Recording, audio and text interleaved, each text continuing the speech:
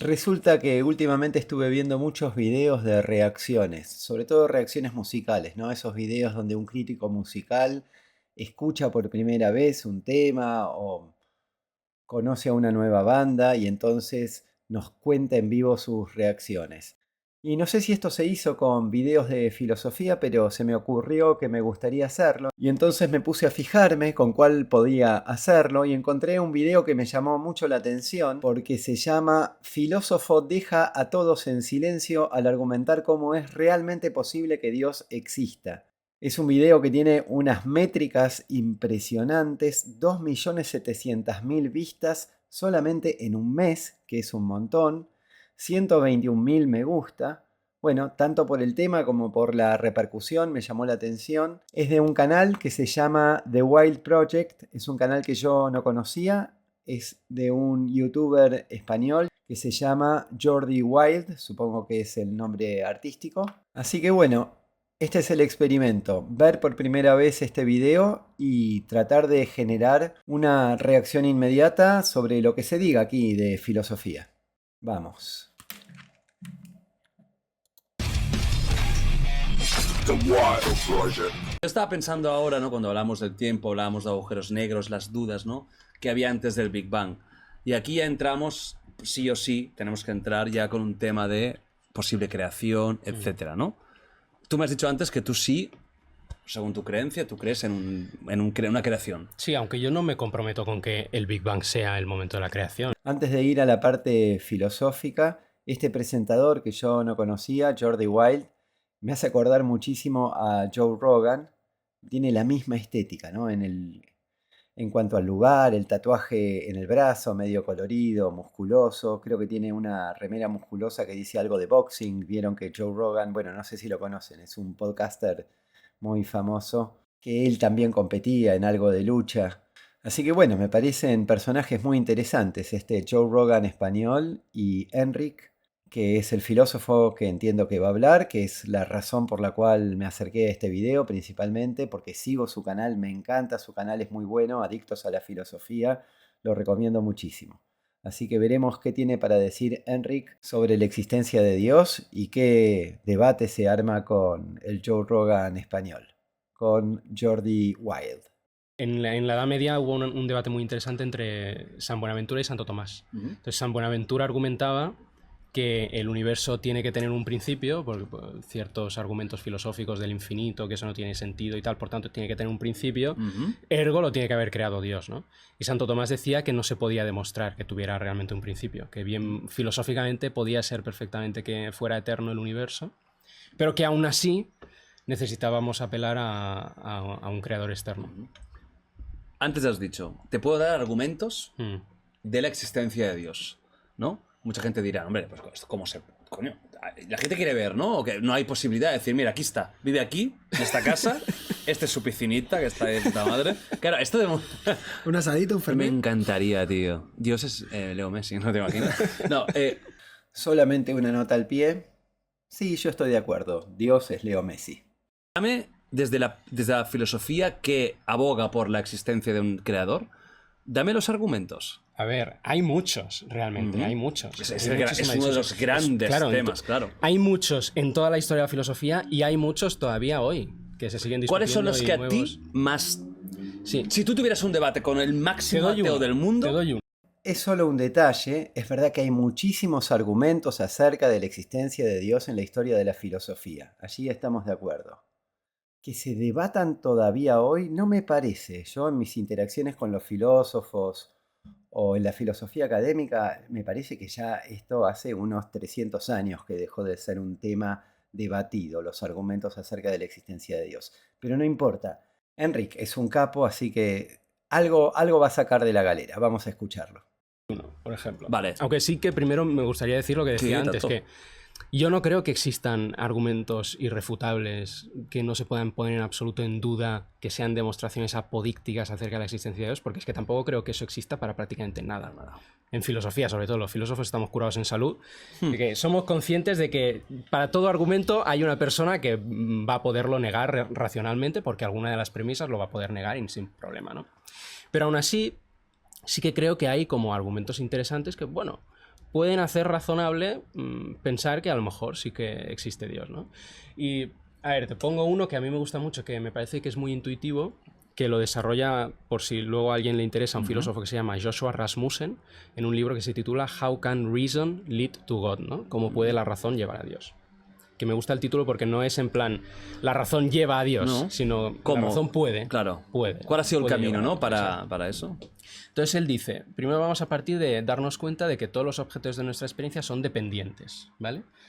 Javier Santolaya es dependiente, Jordi Wild es dependiente, este micro es dependiente, y esto lo que significa es que ninguno de estos objetos existe por sí mismo, sino que su existencia depende de múltiples causas o factores, ¿no? Jordi Wild no estaría aquí si no fuera por sus padres, pero tampoco estarías aquí si no fuera porque existen tus células, existen tus átomos, tus micropartículas, etcétera, ¿no?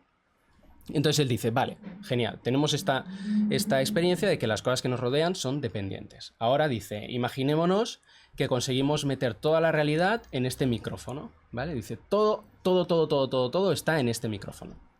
Y dice, y ahora planteémonos, ¿este micrófono puede ser dependiente? Y la respuesta es que no puede ser dependiente, porque no hay nada fuera, ¿sí? Y para depender uno tiene que depender de alguna otra cosa, ¿vale? Por tanto, el todo, el conjunto de todo, la realidad con mayúsculas no puede ser dependiente, sino que es independiente. Y dice, pero entonces tenemos un problema. Si asumimos que todo lo que existe es dependiente, es imposible obtener una realidad independiente, que sea independiente, ¿vale? Y aquí hay mucha gente que a veces dice, no, pero eso es la falacia de composición, ¿vale? Entonces lo explico lo que es. La falacia de composición en filosofía es cuando tú razonas de la parte al todo y atribuyes algo que es de la parte, se lo atribuyes al todo y es un movimiento ilegítimo. Por ejemplo, un caso típico. Todos los ladrillos de esta pared pesan 1 kilo, por tanto la pared pesa 1 kilo, ¿sí? Eso es un movimiento ilegítimo, ¿vale? ¿Qué pasa? Que es verdad que hay razonamientos que van de la parte al todo que son ilegítimos de esta manera, pero no todos son así. Porque si todos los ladrillos de la pared son blancos, la pared no puede ser roja si solamente tengo ladrillos blancos, ¿sí? Y lo que él plantea es que el razonamiento que estamos haciendo aquí es más parecido a este segundo caso que al primero. Que si lo único que tienes en la realidad son piezas dependientes, es imposible construir un conjunto que sea independiente, que no dependa en absoluto de nada, ¿vale? Si este micro es dependiente, pues por muchos micros que yo vaya metiendo aquí en la habitación no voy a tener en ningún momento un conjunto de micros independientes, sino que en todo momento va a ser un conjunto dependiente. Entonces dice, ¿cómo resolvemos esto? Bueno, pues una manera de resolverlo es entendiendo que hay algún nivel fundamental de la realidad que sea independiente, es decir, que no todo lo que existe es dependiente, ¿vale? Entonces ahora, llegados a este punto, hemos llegado a la conclusión de que hay algo en la realidad que es independiente, que es autosuficiente, que existe por sí mismo sin depender de nada más y que todo lo otro que es dependiente, en último término, depende de este fundamento, ¿vale? Le podemos llamar el fundamento. Y ahora nos podemos preguntar cómo tiene que ser este fundamento, cómo tiene que ser su naturaleza para poder realmente ser el fundamento de todas las otras cosas.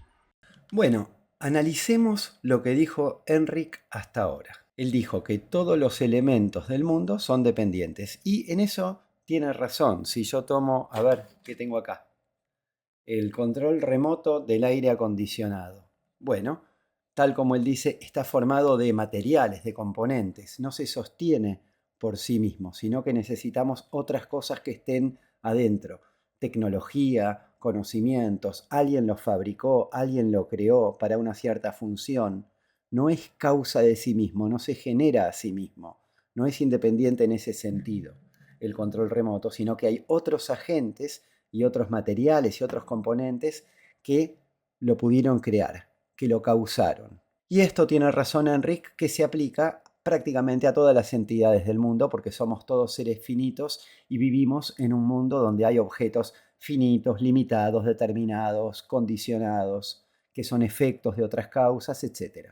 Nadie es completa causa de sí mismo. Dicho sea de paso, esta es la definición de Dios que da un gran filósofo como Baruch Spinoza. Dios es causa de sí y se concibe por sí, pero lo que estamos viendo es que todos los seres del mundo no se causan a sí mismos y no los podemos concebir por sí mismos, sino que cuando los empezamos a entender, tenemos que hablar de otras cosas. Entonces, nadie en el mundo es causa de sí ni se concibe por sí. Tiene razón Enric cuando dice que si los ladrillos que componen al mundo son dependientes, entonces cualquier cosa que armemos con esos ladrillos, por ejemplo, si mis átomos o mis moléculas o mis células son dependientes, yo como totalidad también voy a ser un ser finito, dependiente, condicionado, o la sociedad de hombres que armemos con otras personas también será una sociedad condicionada, o como dice el dependiente, o el país, o el mundo, y si quieren todo lo que forme con estos átomos, el sistema solar, la Vía Láctea, todas las galaxias del universo, por más grandes que sean, por más materia que tengan y más espacio que abarquen, van a seguir siendo dependientes. Pero aquí hay una falacia que no es la falacia de la composición, es otra falacia. La falacia es decir que el universo o el mundo o la totalidad o la naturaleza también tiene esta característica de ser dependiente. ¿Por qué? El control remoto, el ladrillo, la pared, mi cuerpo, el planeta, la galaxia son objetos. Pero cuando digo el mundo o cuando digo el universo, no el mundo en el sentido del planeta Tierra, ¿no? Sino la totalidad de lo que existe, el universo, la naturaleza, eso no es un objeto. Y esta es una gran enseñanza del filósofo Kant, que la discute precisamente en una parte de su gran libro, La crítica de la razón pura, cuando él está hablando de este tipo de ilusiones filosóficas. Precisamente hablando de las pruebas acerca de la existencia de Dios, creo que es el tercer capítulo de la dialéctica trascendental, él dice, miren, cuando ustedes dicen el mundo, no es una cosa, no es un objeto. En otros términos, no hay una cosa, no hay una bolsa o un micrófono, como en el ejemplo de Enric, ¿no? Un contenedor, un Tupperware que incluya todo lo que existe. Porque el mundo no es un objeto, no es una cosa, sino que es un movimiento del sujeto, un ideal del sujeto. ¿Qué hacemos nosotros? Tratamos de abarcar lo más posible en nuestro conocimiento.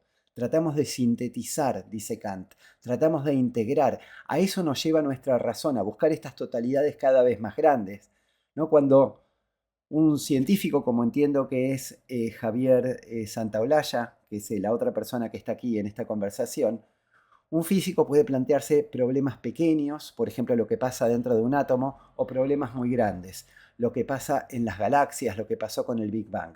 Pero cuando pensamos todo lo que existe, la totalidad de lo que existe, eso ya no es una cosa, no es un objeto del cual podamos predicar que tiene cierto tamaño, que está incluido en un container, o que es finito o que es infinito, o que es limitado o ilimitado, o dependiente o independiente. Y lo que nos dice Kant, diciéndolo en fácil, es, ¿por qué no lo podemos decir? Bueno, porque todo lo que decimos acerca del mundo lo hacemos porque tenemos una referencia, tenemos algo que percibimos. Si decimos el agua a 30 grados es líquida, es porque lo percibimos. Si decimos se hace sólida cuando se congela a 0 grados, lo percibimos. Si se evapora a los 100 grados, es también porque hay una percepción. Incluso si hablamos de partículas subatómicas o de galaxias muy lejanas que no podemos ver, a través de diversos instrumentales, de telescopios, de aceleradores de partículas, tenemos algún tipo de instrumental que nos permite percibir, contactar de algún modo con esa realidad. Eso, dice Kant, es nuestro campo de experiencia posible. De todas estas cosas dependientes, condicionadas de las que habla Enric, Kant dice, claro, ahí está perfecto, ellas están dentro de nuestro campo de experiencia posible. Pero cuando decimos el todo, el mundo, el universo, la naturaleza, no hay ningún objeto en nuestra experiencia que corresponda a eso. Por lo tanto, no podemos decir cuánto mide o cuánto pesa, o si es finito o si es infinito, si es dependiente o independiente, o condicionado o incondicionado, porque no lo sabemos y no lo podemos saber nunca. Porque no hay una cosa, no hay un objeto en nuestra experiencia, no hay una percepción que podamos tener de ese todo.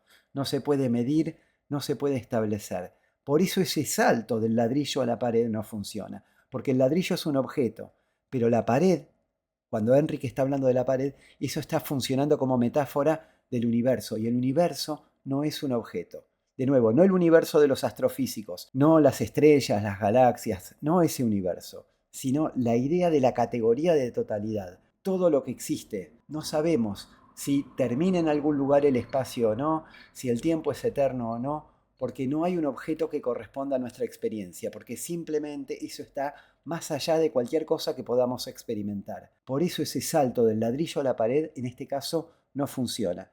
No es la falacia de la composición, es otra falacia. Es la falacia de tomar al mundo o a la naturaleza, a la totalidad, como si fuera una cosa que puedo meter adentro de un micrófono, como si fuera un objeto. No es un objeto, es una aspiración del sujeto. Entonces, ahora, llegados a este punto, hemos llegado a la conclusión de que hay algo en la realidad que es independiente, que es autosuficiente, que existe por sí mismo sin depender de nada más y que todo lo otro que es dependiente, en último término, depende de este fundamento, ¿vale? Le podemos llamar el fundamento. Y ahora nos podemos preguntar cómo tiene que ser este fundamento, cómo tiene que ser su naturaleza para poder realmente ser el fundamento de todas las otras cosas. Y aquí introduce otra idea. La idea es la siguiente, a ver qué os parece. Él dice, todos los límites remiten a una explicación, ¿vale? Este libro tiene... ¿Cuántas páginas tiene tu libro? Unos 400. Por cierto, compren todos el libro de... Este libro tiene 400 páginas. ¿Por qué no tiene 401 o 399? ¿Sí? No, que no podía escribir más ya. Claro, está cansado. Exacto. Entonces, los límites, ¿no? Como este, parecerían arbitrarios si no remiten a una explicación causal. Es en plan, no, claro, tienen 400 páginas porque los distintos factores que han contribuido a la existencia del libro explican que tenga 400 páginas y no 401, 402 o 399. Vale. Entonces ahora fijaos, tenemos dos ideas. Hemos llegado a que existe un nivel fundamental de la realidad que es independiente, por tanto es incausado, no depende de nada externo. Y tenemos la idea de que todos los límites remiten a una explicación causal. ¿Qué se sigue de esto?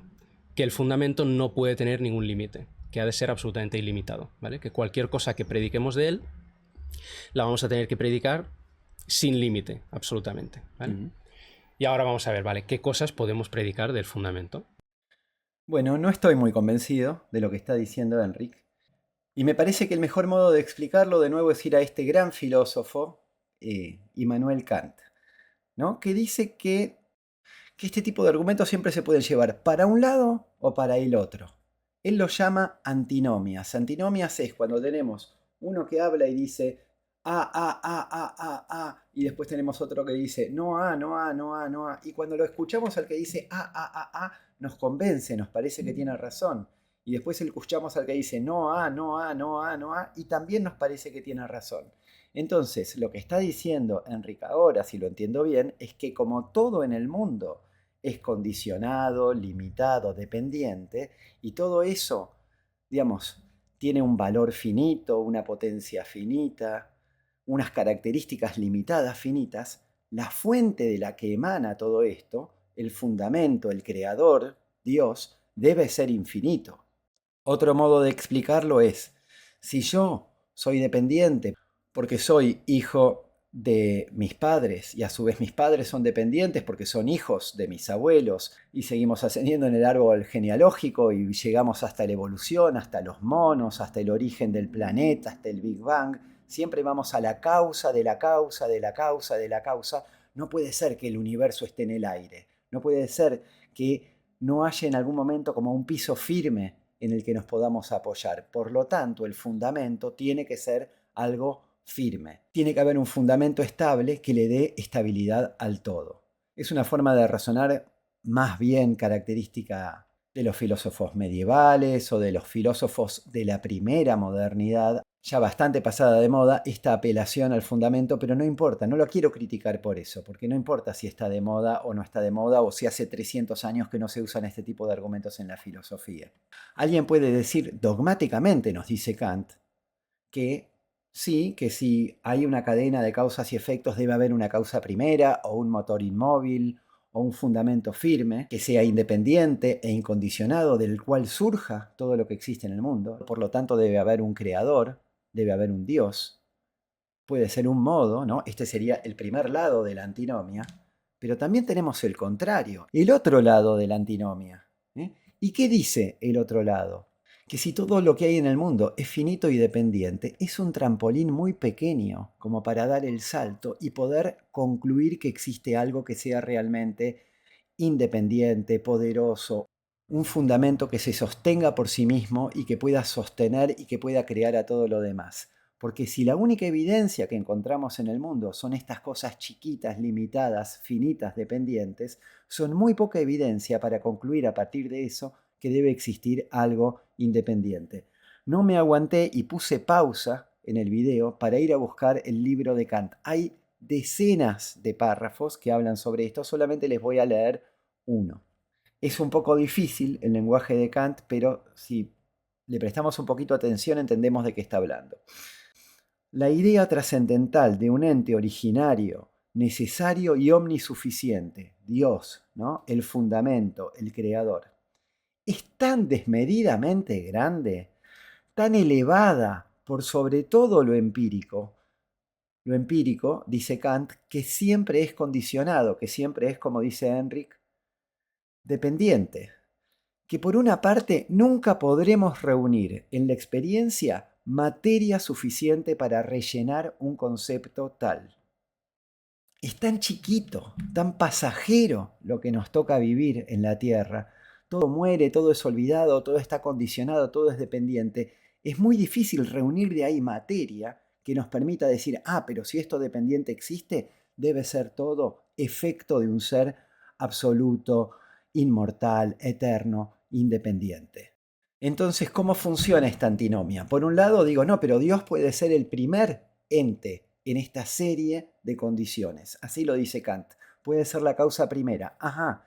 Y entonces se los leo de Kant. Si el ente supremo estuviera en esa cadena de condiciones, sería él mismo un miembro de la serie de ellas. Y tal como los miembros inferiores a los cuales está antepuesto, requeriría la investigación ulterior de un fundamento suyo aún más alto. Es decir, un lado de la antinomia es, yo soy Dios, supónganse, no soy, pero supónganse que Dios dice, che, yo soy el primero de esta serie. ¿Qué se pregunta Dios? Se pregunta, ¿y yo de dónde vengo? ¿Y a mí quién me creó? Si está en el nivel empírico, si está en el nivel de las cosas de nuestro mundo, si Dios es una entidad de este tipo, bueno, tenemos que seguir hacia atrás, buscando la causa de la causa de la causa y también la causa de Dios. Pero ahí lo convertiríamos a Dios en algo condicionado, algo dependiente. Luego tenemos la otra alternativa, que es separarlo a Dios de esta cadena y decir, no, Dios está por afuera de estas causas naturales. Y entonces, ¿cuál es el problema? Que no hay ningún puente, dice Kant, que podemos tender para llegar a él. Si está por afuera de esta cadena de condiciones, solamente podemos razonar acerca de los objetos del mundo. No nos alcanzan los objetos del mundo para postular que tendría que existir algo incondicionado, algo independiente que nos haya creado a nosotros. Podríamos predicar, creo yo, es que el fundamento es algo valioso, que tiene valor, no tener ningún límite, que ha de ser absolutamente ilimitado, ¿vale? Que cualquier cosa que prediquemos de él la vamos a tener que predicar sin límite, absolutamente, ¿vale? Y ahora vamos a ver, ¿vale? ¿Qué cosas podemos predicar del fundamento? Entonces, una cosa que podríamos predicar, creo yo, es que el fundamento es algo valioso, que tiene valor. ¿Por qué? Porque produce, o de él surgen, o de él emergen cosas con valor, como Jordi Wild. Jordi Wild es una persona con mucho valor, ¿sí? Es un objeto valioso, que añade valor a la realidad. Pero ser el fundamento de cosas con valor es tener cierto valor. Por tanto, atribuimos valor al fundamento, pero hemos visto que no le puedo atribuir 400 de valor, porque entonces tendría que decir que eso es arbitrario y no tiene ninguna explicación causal. Por tanto, tengo que atribuirle valor de manera ilimitada. Es decir, es una entidad absolutamente perfecta, que no tiene ningún tipo de limitación en cuanto al valor, que su valor es supremo, ¿no? Es un fundamento perfecto.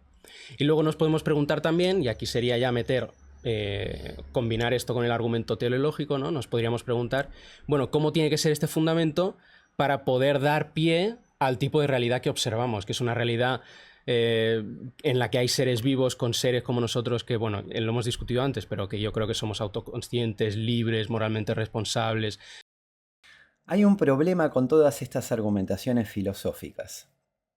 De nuevo voy a hablar de este gran filósofo Baruch Spinoza, porque como les decía antes, él hace un tipo de razonamiento parecido al de Enric, ¿no? Que si todo es condicionado o dependiente en el mundo, tiene que haber algo que sea causa de sí y que se concibe por sí, y Spinoza lo llama la sustancia. ¿Cuál es el problema? Vieron que la imagen que anuncia este video, el thumbnail, están Jordi y está Enric, y hay una personificación de Dios, una representación de Dios en el medio. El típico viejito con barba blanca, varón, raza caucásica, una imagen de padre. Bueno, supongamos que no pretendemos tanto, que no queremos demostrar que existe ese tipo de Dios, pero por lo menos en nuestra concepción de Dios, que yo creo que es lo que la gente viene a buscar cuando ve este video, es que le prueben que existe el Dios que ellos más o menos conocen. Y si bien quizás no se lo representan como el viejito de barba blanca, sí se lo representan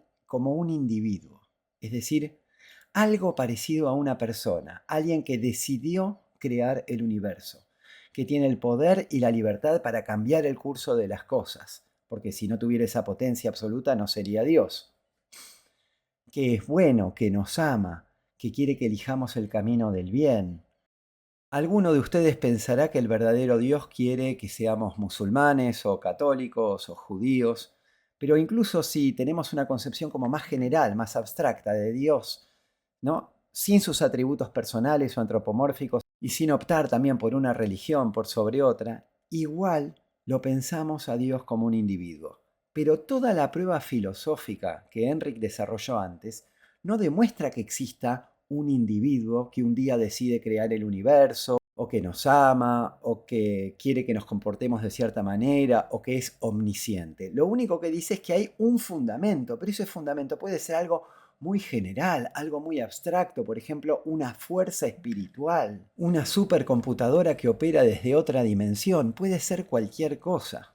Entonces me parece que a lo que está yendo Enric ahora es cómo hace para pasar de esa prueba filosófica tan general, tan abstracta de que existe algo que es el fundamento, de nuevo, con la que yo no estoy de acuerdo con esa prueba filosófica, pero incluso si la aceptamos, esa prueba, los filósofos que razonaron de acuerdo a esta prueba y la llevaron hasta las últimas consecuencias, por ejemplo Baruch Spinoza, termina diciendo, este Dios es la sustancia, es el fundamento y no puedo decir nada más de él. Es Dios o la sustancia o, dice Spinoza, la naturaleza.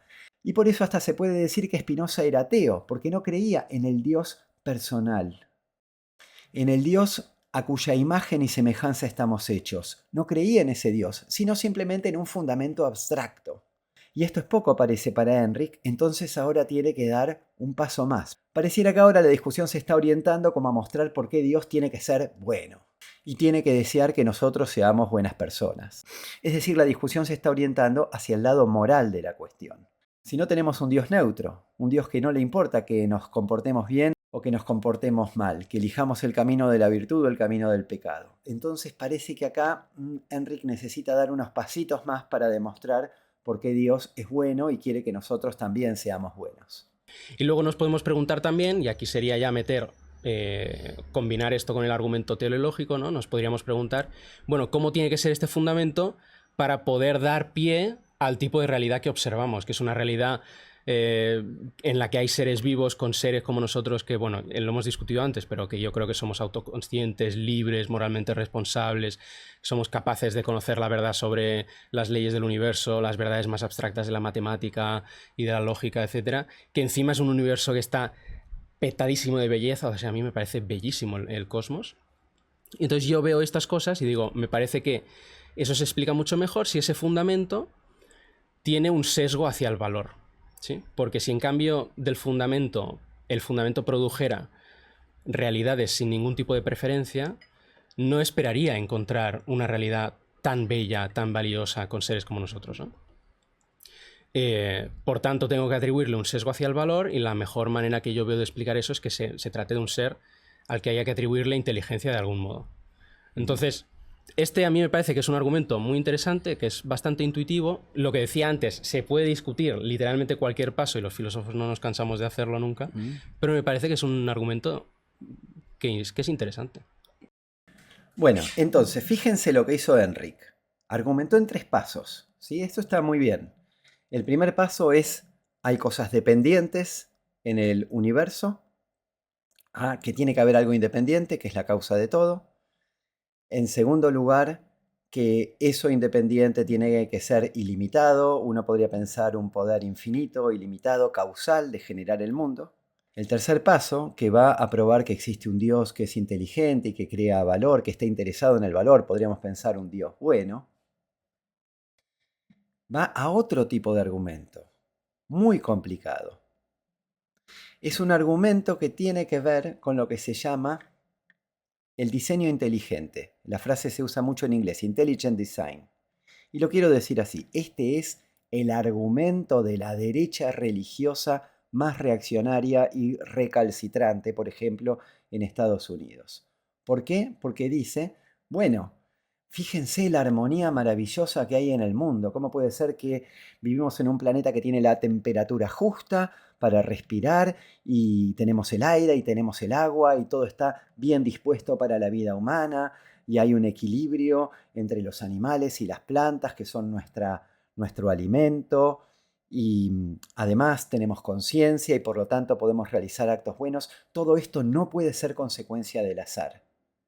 Cuando está hablando de que no puede ser consecuencia del azar, está diciendo no puede ser un proceso puramente natural. Está hablando en contra de la ciencia, porque la ciencia lo que dice es precisamente que no hay, voy a retomar una palabra que utiliza Enric, que no hay teleología, que no hay un fin al que apunta el mundo, sino que este orden hermoso que vemos en el mundo, maravilloso, es resultado de un proceso natural de transformaciones, en primer lugar al nivel de las galaxias y del sistema planetario, y luego en la Tierra misma la evolución de la vida.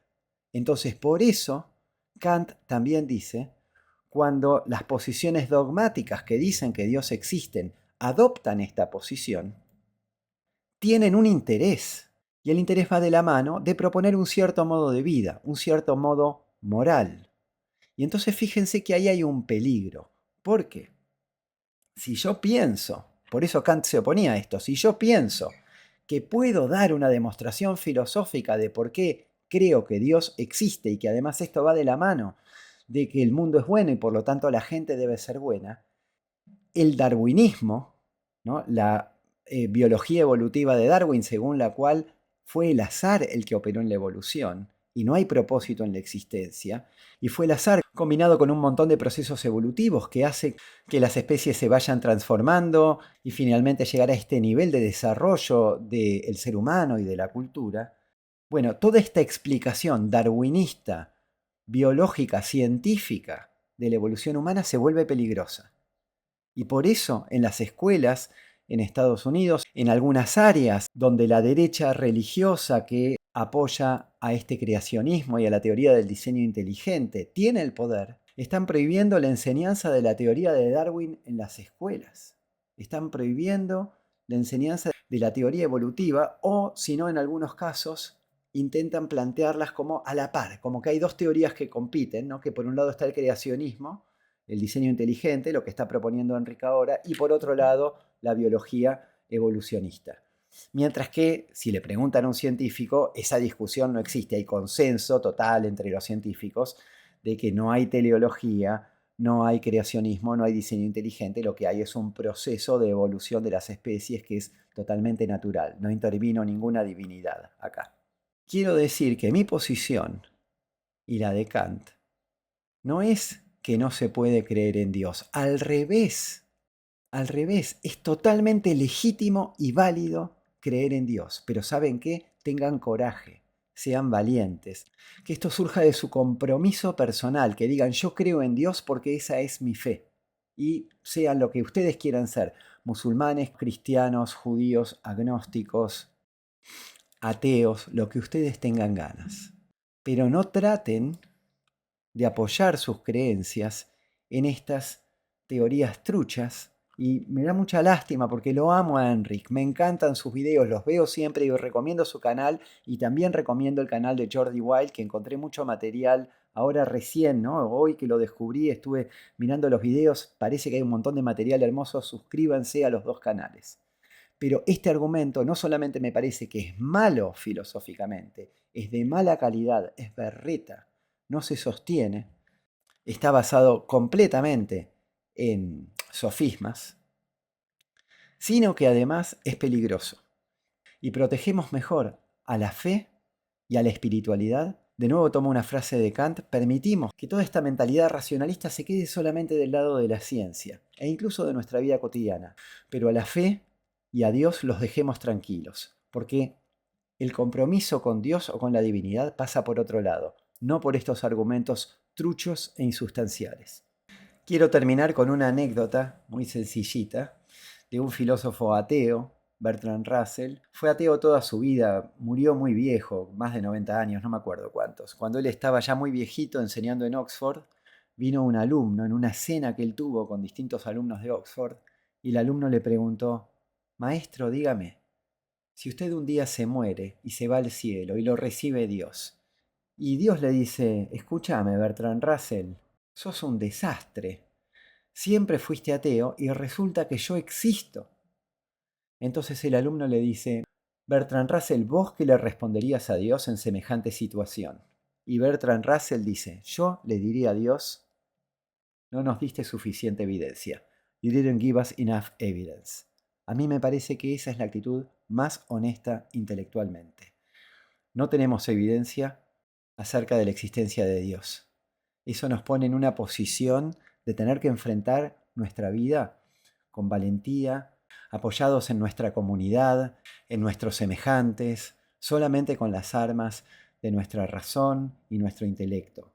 Pero estos argumentos de tan poco calibre para demostrar la existencia de Dios, a mí me parecen un poco un refugio de quienes no tienen el coraje para sostener su creencia en Dios desde la fe. Gracias.